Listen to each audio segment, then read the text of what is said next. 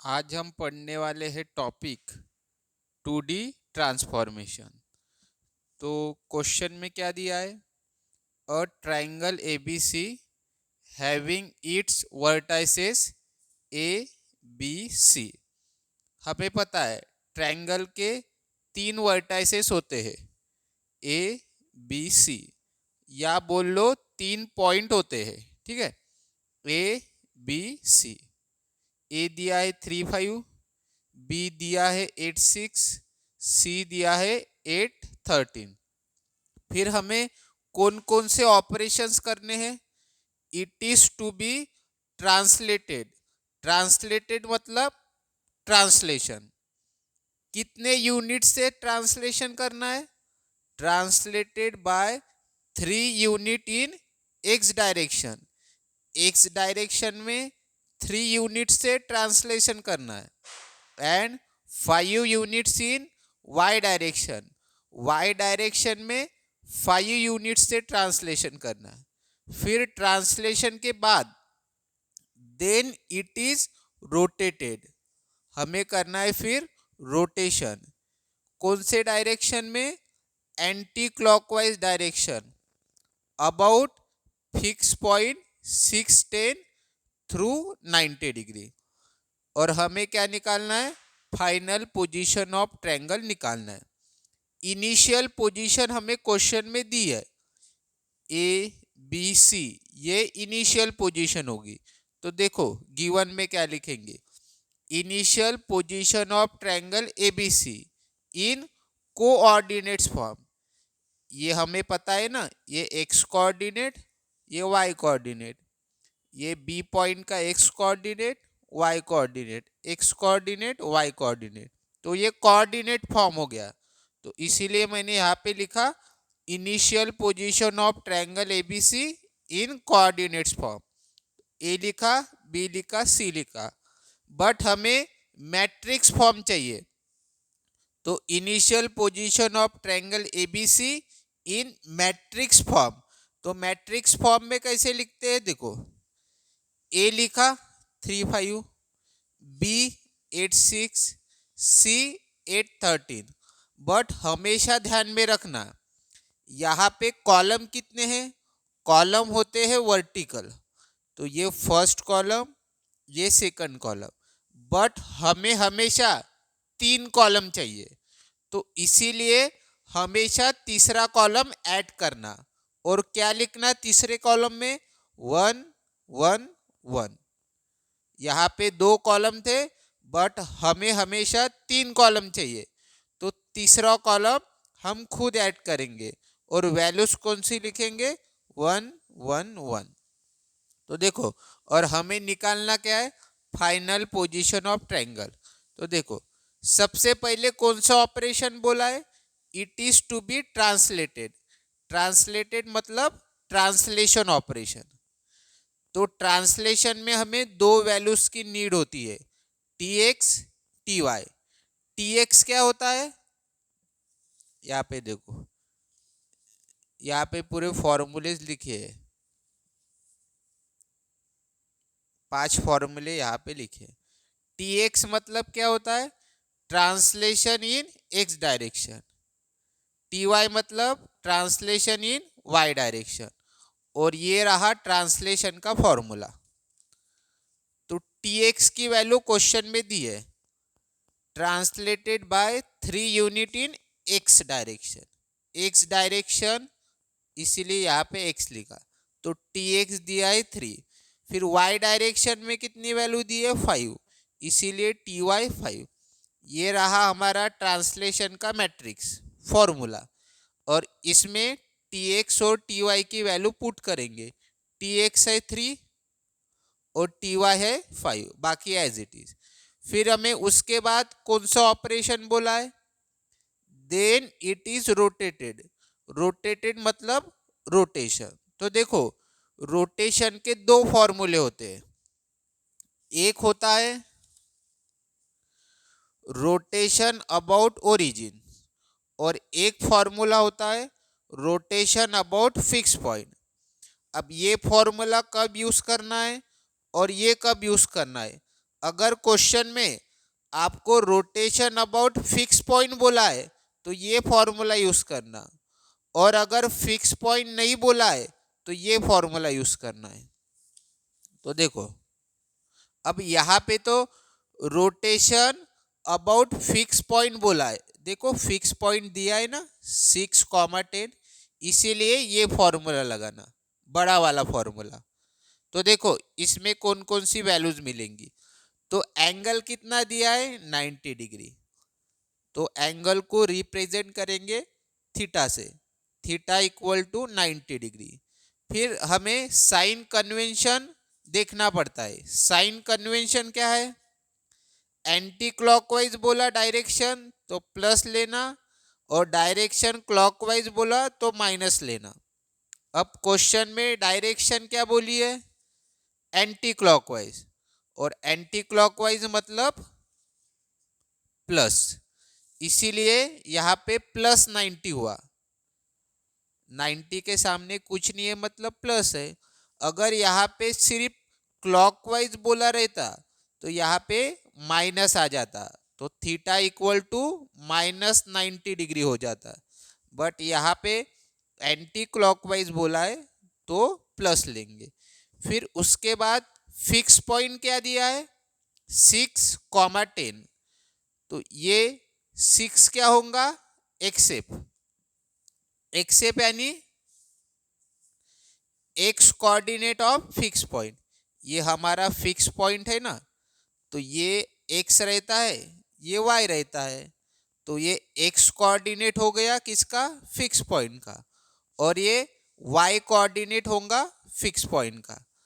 तो x coordinate यानी x f, और जो वाई कोऑर्डिनेट यानी वाई एफ। एफ किसके लिए है, फिक्स के लिए। तो इस प्रकार से 3 वैल्यू मिल गई हमें। अब हमें फॉर्मूला यूज करना है, ये फॉर्मूला है रोटेशन अबाउट फिक्स पॉइंट का, बड़ा फॉर्मूला है। Cos theta sine theta 0 minus sine theta cos theta 0, bracket में 1 minus cos theta bracket complete into x f plus sine theta y f, in bracket 1 minus cos theta bracket complete into y f minus sine theta x f, और यहाँ पे 1। यहाँ पे ध्यान में रखना ये जो थीटा है ये थीटा का भी ब्रैकेट आपको देना है, और ये ब्रैकेट इसका हुआ, यहाँ पे भी थीटा का ब्रैकेट कर लेना। अब देखो वैल्यूज पुट करेंगे, कॉस लिखा, थीटा कितना है 90, साइन लिखा थीटा 90 0, माइनस लिखा साइन थीटा 90, कॉस थीटा यानी कॉस 90 0। अभी ये बराबर आपको कैलसी में डालना है, ठीक है। 1 माइनस कॉस थीटा की जगह 90, तो ये थीटा का ब्रैकेट हो गया, ठीक है। और फिर ये ब्रैकेट किसका, इसका। फिर इनटू में क्या है, एक्सेप, एक्सेप कितना है 6 प्लस साइन थीटा यानी 90, फिर इनटू वाई एफ कितना है 10। फिर इसी प्रकार से यहाँ पे भी पुट करना है, थीटा की जगह 90 पुट करना, वाई एफ की जगह 10, थीटा की जगह 90, एक्स की जगह 6, और लास्ट में 1। अब कॉस 90 कितना होता है, कैलसी से आपको पता चल जाएगा। कॉस 90 होता है 0, साइन 90 होता है 1, 0 माइनस साइन 90 यानी -1, 0 0। देखो ना इनकी वैल्यूज निकाल लेना कैलसी से। अब देखो इसको बराबर कैलसी में डालना, मैं डाल के ही दिखाता हूं। यहाँ पे बहुत स्टूडेंट मिस्टेक करते हैं, तो क्या है वहां पे 1 ब्रैकेट है ना,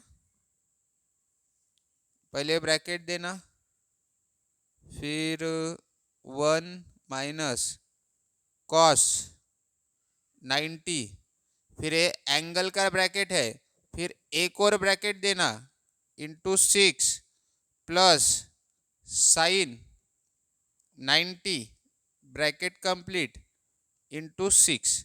तो इस प्रकार से आपको कैल्सियम में पूरा डालना है। देन इक्वल टू कितना आंसर आया, कुछ गलत डाला क्या मैंने, हाँ लास्ट में ये 6 नहीं है 10 है, तो आंसर कितना आएगा 16। ये देखो 16। फिर ये डालो कैल्सी में, क्या है इसमें ही करता हूँ, 1 माइनस कॉस 90 इंटू 10, यहाँ पे 6 है तो 10 करना, फिर माइनस है, फिर साइन 90 इंटू लास्ट में 6 इक्वल टू कितना आंसर आया 4। तो इस प्रकार से आपको ये ब्रैकेट बराबर देने हैं, ये ब्रैकेट भी देना है, ये चारों ब्रैकेट आने चाहिए। तो उसका आंसर आया 4 और लास्ट में है 1। और कोई ऑपरेशन दिया है क्या क्वेश्चन में, नहीं दिया है। दो ही ऑपरेशन करने हैं, पहला translation then rotation about fix point, और निकालना क्या है हमें, फाइनल पोजीशन ऑफ ट्रायंगल। तो देखो फाइनल पोजीशन का फॉर्मूला क्या रहता है, initial position into T R. तो टी आर नहीं है हमारे पास, तो टी आर क्या होता है, रिजल्टेंट ट्रांसफॉर्मेशन मैट्रिक्स। अब इसका फॉर्मूला क्वेश्चन के हिसाब से बनता है। तो सबसे पहले हमें कौन सा ऑपरेशन करने को बोला था, ट्रांसलेशन। तो पहले ट्रांसलेशन लिखना, ट्रांसलेशन का यहाँ पे लिखा टी, फिर इनटू करना। दूसरा कौन सा ऑपरेशन किया था हमने, रोटेशन अबाउट फिक्स पॉइंट, यानी उसको हम आर एफ से डिनोट कर दे, तो फिर लिखना आर एफ। ये अगर ऐसा लिखा, पहले रोटेशन लिखा देन ट्रांसलेशन लिखा, ये गलत हो जाएगा। जो क्वेश्चन में सीक्वेंस बोला है उसी सीक्वेंस को फॉलो करना है। फिर हमारे पास ट्रांसलेशन मैट्रिक्स है ये वाला, ये लिख लेना यहाँ पे, फिर इनटू, और रोटेशन वाला भी ये मैट्रिक्स है लिख लेना। इन दोनों का करना है मल्टीप्लिकेशन, डायरेक्ट कैल्सी में करना, आपको ये आंसर मिल जाएगा। और अगर आपको मल्टीप्लिकेशन नहीं आता तो मेरा एक दूसरा चैनल है, उस चैनल पर मैंने मैट्रिक्स मल्टीप्लिकेशन का वीडियो डाला है, उस वीडियो की लिंक इसी वीडियो के डिस्क्रिप्शन में दे दूंगा, आपको जाके देख लेना है। तो आपको ये मिल जाएगा टी आर। अब निकालते फाइनल पोजीशन। तो क्या फॉर्मूला है, final position of triangle equal to initial position of triangle into T R. तो इनिशियल पोजीशन तो दिए हमें मैट्रिक्स फॉर्म, ये लिख लिया यहाँ पे, इनटू है, फिर टी आर यहाँ से निकला, फिर से इन दोनों का मल्टीप्लिकेशन करो जैसे यहाँ पे किया था, ये आपको फाइनल पोजीशन ऑफ ट्रायंगल मिल जाएगा। तो ये मैट्रिक्स फॉर्म हुआ। तो फिर कोऑर्डिनेट्स फॉर्म में लिख लेना। तो ये क्या आएगा, ए डैश, ये 1 1 ये मत लिखना क्योंकि हमें एक्स और वाई कोऑर्डिनेट चाहिए। इनिशियल पोजीशन में देखो ना एक्स और वाई था ना, तो फाइनल पोजीशन में भी वही लिखना। ये होगा आपका ए डैश, ए डैश का ये एक्स कोऑर्डिनेट, ये वाई कोऑर्डिनेट, ये रहा बी डैश 515 और ये सी डैश -215। इस प्रकार से आपको इस क्वेश्चन को सॉल्व करना है। तो इस क्वेश्चन के रिलेटेड अगर कुछ डाउट होंगे तो आप कमेंट के माध्यम से बता सकते हो। और अगर ये वीडियो आपको समझ में आया होगा, ये प्रॉब्लम समझ में आया होगा, तो आप कॉलेज ग्रुप्स में अपने फ्रेंड्स को शेयर कर सकते हो। मेरे इस चैनल को सब्सक्राइब जरूर करना। और आपको कौन कौन से टॉपिक पे वीडियो चाहिए ये भी आप कमेंट के माध्यम से बता सकते हो। और इसकी अगर आपको मैट्रिक्स मल्टीप्लिकेशन नहीं आता तो इसी वीडियो के डिस्क्रिप्शन में मैं उस वीडियो की लिंक दे दूंगा, आपको देख लेना है।